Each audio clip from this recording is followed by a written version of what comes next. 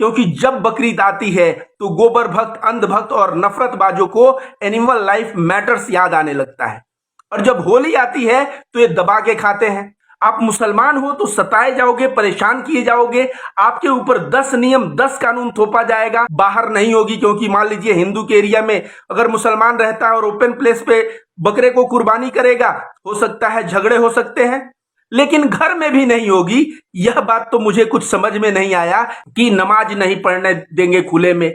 अब खुले में नमाज के बाद जब मुसलमान मस्जिद में नमाज पढ़ते थे तो आए दिन किसी न किसी मस्जिद को शहीद करना। दोस्तों नमस्कार, मेरा नाम रविकांत भारती है। बकरा ईद का त्योहार सामने है। पहले मेरा पोस्ट देखिए जो मैं 19 मार्च होली के दिन किया था, और ये फेसबुक पे मेरा पोस्ट था। इसमें मैंने लिखा है कि बकरे आज भी कम नहीं कट रहे और बकरे कल भी कटते हैं। तो आप जो है त्योहार का दिन है, खाओ और खिलाओ, लेकिन जब दूसरे का त्योहार आए तो विधवा विलाप और रोना धोना शुरू मत कर देना।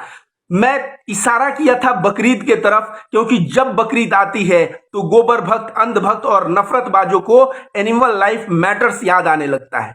और जब होली आती है तो ये दबा के खाते हैं।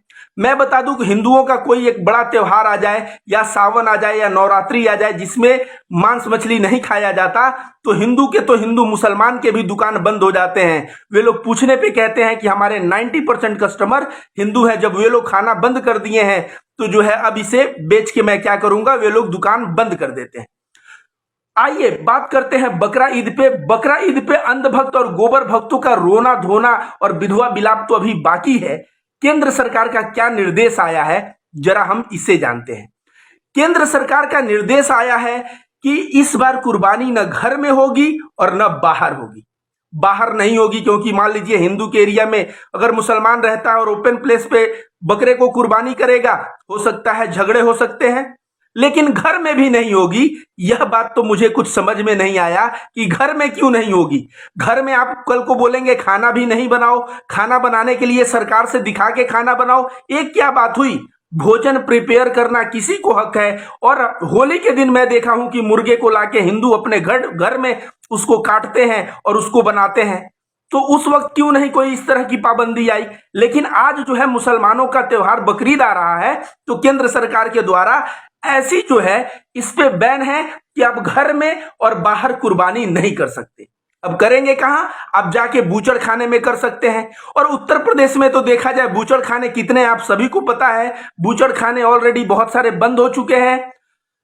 तो उद्देश्य क्या है सरकार का? सरकार का उद्देश्य समझिए। सरकार का सिर्फ एक उद्देश्य है कि इस देश में मेजोरिटी लोगों के वोट को पाने के लिए, उनके अपीजमेंट के लिए माइनॉरिटी जो मुसलमान है, मुसलमानों के ऊपर हमेशा जो है जुल्म ढाए जाएंगे, हमेशा उनको सताया जाएगा। आप बताइए, हमारा जो होली का त्योहार है, अगर उसमें कोई कहे कि आपको रंग और अबीर नहीं लगाना है और आपको होली मनाना है, तो हम बिना रंग और अबीर की होली कैसे मनाएंगे? तो सीधे तौर पे कह देना चाहिए कि बकरीद मत मनाओ। आप कुर्बानी न घर में करेंगे न बाहर करेंगे तो कुर्बानी होगी ही नहीं। तो बकरा ईद और कुर्बानी का त्योहार मनेगा कैसे? आप दिवाली के दिन कह दीजिए कि आपको दीप नहीं जलाना है, और दीप नहीं जलाना है कह दीजिए, तो जब और दिवाली मनाइए, एक कैसी बातें हो गई। ये बात जो है मुझे बहुत समझ में आता है। देखिए, पहले हुआ नमाज कि नमाज नहीं पढ़ने देंगे खुले में। अब खुले में नमाज के बाद जब मुसलमान मस्जिद में नमाज पढ़ते थे तो आए दिन किसी न किसी मस्जिद को शहीद करना, या किसी मस्जिद में शिवलिंग बता देना कि इसमें शिवलिंग है। मतलब आप समझिए, एक भेड़िया था, उसके सामने एक भेड़ का बच्चा पड़ गया, तो भेड़ के बच्चे को भेड़िए ने कहा मैं तुझे खाऊंगा, तूने पिछले साल मुझको गाली दिया था। तो भेड़ ने कहा कि नहीं, मेरा जन्म ही 6 महीने पहले हुआ, पिछले साल मैं था ही नहीं, तो मैं गाली कैसे दिया था? तो ये कहा कि तू गाली नहीं दिया था तो तेरा बाप दिया था, तेरा बाप नहीं तो तेरा दादा दिया था, मैं तुझे खाऊंगा तो खाऊंगा। बात अब यह है, आप मुसलमान हो तो सताए जाओगे, परेशान किए जाओगे, आपके ऊपर 10 नियम 10 कानून थोपा जाएगा। और यह सिर्फ इसलिए कि आपकी मानसिक प्रताड़ना हो, और आप जब मानसिक रूप से प्रताड़ित रहोगे, आप जो है डेमोरलाइज रहोगे, तो कहीं ना कहीं गोबर भक्त नफरतबाजों को हवा मिलेगी, और इससे जो है मेजोरिटी वोट को पोलराइज करने में भारतीय जनता पार्टी के लिए बहुत आसानी हो जाती है। दोस्तों जरा गौर करिए, क्या क्या नहीं हुआ 2014 के बाद। जहां तक बात है मुसलमान औरतों की बात, तो आप सभी जानते हैं हिजाब मामले में क्या हुआ। हिजाब के लिए जो है पहले तो एक एमएलए ने पहले शुरू किया भारतीय जनता पार्टी का कि जो है लड़कियों को हिजाब पहन के स्कूल में अलाउ नहीं किया जाए। लड़की जब आने लगी तो उसको रोका गया, फिर लड़कियों ने भी जो है आंदोलन किए और यह बात इतनी बढ़ गई कि कुछ लोग जो है आवारे लोग जाके भगवान प्रभु श्री राम का नाम लेके लड़की छेड़ने का कार्य किए। आप सभी और जग जाहिर है। मुसलमान औरतों को बुल्ली बाई, सुल्ली बाई, आपको बता दें मुझे शर्म आता है, एक बहुत ही अच्छी पत्रकार है जिनका नाम अरफा खानम है। अरफा खानम को भी ये जो है सुल्ली डील और बुल्ली डील में उनको घसीट लिया गया। मैं बता रहा हूं कि सोचिए जो बुल्ली डील सुल्ली डील करने वाले लोग थे उनकी मानसिकता क्या थी, उनके ऊपर क्या कार्रवाई हुआ। तो दोस्तों आपको यही चीज मैं बार बार बताने की प्रयास कर रहा हूं कि मुसलमान है तो औरतों के साथ ऐसा व्यवहार। उसके बाद खुले में नमाज नहीं पढ़ने देंगे। मुसलमान कहा ठीक है मैं मस्जिद में नमाज पढ़ूंगा, तो मस्जिद में भी मस्जिद को शहीद करो तो इसमें शिवलिंग है फलाना ढेकाना। इसके बाद जो है तीसरी नंबर बात है कि अजान से बहुत डिस्टरबेंस होता है और महाराष्ट्र का राज ठाकरे वो इतना बड़ा नफरती है, उसने नफरत की सब सारे हदें पार कर दी और वो कहा कि मैं मस्जिद के सामने जोर से हनुमान चालीसा चलाऊंगा और हनुमान चालीसा चलाऊंगा। तो महाराष्ट्र का मुसलमान ने कहा कि ठीक है तुम आओ जोर से मेरे मस्जिद के सामने हनुमान चालीसा चलाओ, मैं तुम्हें जो है शरबत पिलाऊंगा। तो इस तरह से मुसलमान जो है वहां हिंदुओं के दिल जीत लिए और हिंदू मुस्लिम एकता का मिसाल कायम किए। नहीं तो राज ठाकरे नामक जो आतंकी है, जो दबंग है, ये तो अब तक पक्का महाराष्ट्र में जो है दंगे करवा चुका होता। इसके पश्चात आइए अजान हो गया, नमाज हो गया, बुल्ली डील हो गया, सुल्ली डील हो गया, हिजाब हो गया। इसके पश्चात आप देखेंगे तो आए दिन मुसलमानों की लिंचिंग, कहीं किसी मंच पे सूरजपाल अंबू खड़ा होके बोलेगा कि जहां भी मुल्लाओं को देखो ठोक दो। दादरी में जब मुसलमान की लिंचिंग हुई थी मुझे याद है, पुलिस घर में घुसता है तो लाश पड़ी हुई है, लाश के ऊपर पैर रख के वो उधर जाके फ्रिज चेक करता है कि फ्रिज में गाय का मांस है कि नहीं।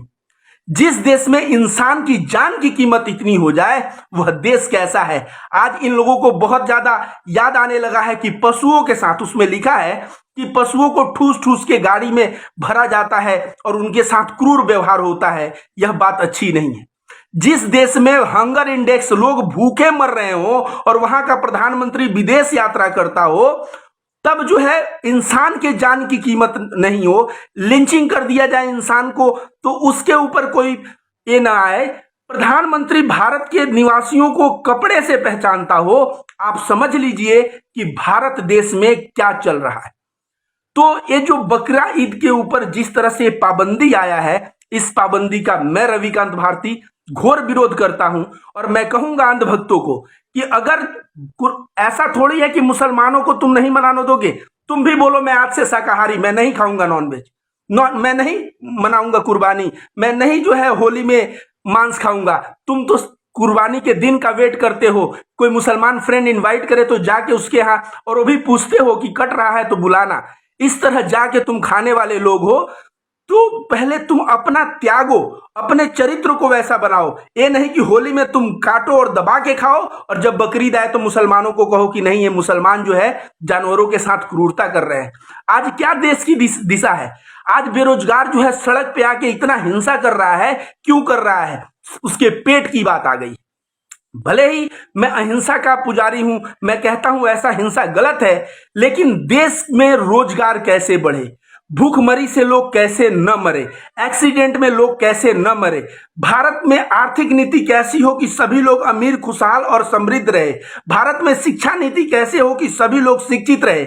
इन सब नीतियों से सरकार अपना ध्यान हटा के सरकार पूर्ण रूप से ध्यान केंद्रित कर चुकी है मुसलमानों पे कि आप मुसलमान हो तो आप बकरा ईद में ये नहीं कर सकते, वो नहीं कर सकते, और इतनी पाबंदियां डाल दो कि सामने वाले के त्योहार का कुछ मतलब न निकले। दोस्तों रविकांत भारती, मैं हमेशा आवाज उठाता हूं इन नाइंसाफी के साथ, नाइंसाफी के खिलाफ। और आप लोग को अगर लगे ये वीडियो आप लोगों को दिल को छुए तो वीडियो को आगे बढ़ाइए। बहुत बहुत धन्यवाद।